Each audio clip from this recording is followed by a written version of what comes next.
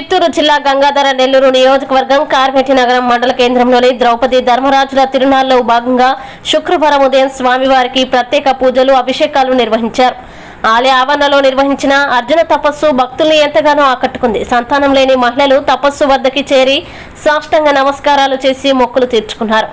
అర్జున వేషధారుడు మెట్టు మెట్టుకు చరణాలతో భక్తుల్ని అలరింపజేశారు. తపస్సు మాను నుంచి చల్లిన నిమ్మకాయల కోసం సంతానం లేని వారు మహిళలు భారీగా పోటెత్తారు. అర్జున తపస్సును వీక్షించడానికి మండల నలుమూలల నుంచి భారీగా భక్తులు విచ్చేశారు.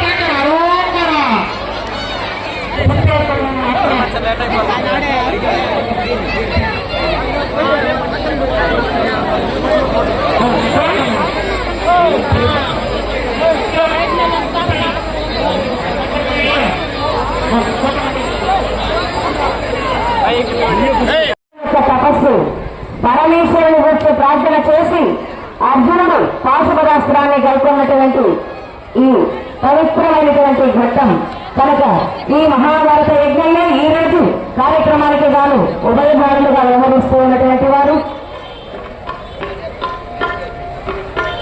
గౌరవనీయులైనటువంటి గాజులగండ్రుల వాస్తవ్యులు మహాభారతంలో అర్జున తపస్సు కార్యక్రమాలకు ఉభయదారులుగా వ్యవహరిస్తున్నటువంటి వారు వీరు గ్రామ పండుగను సమర్పించుకున్నారు.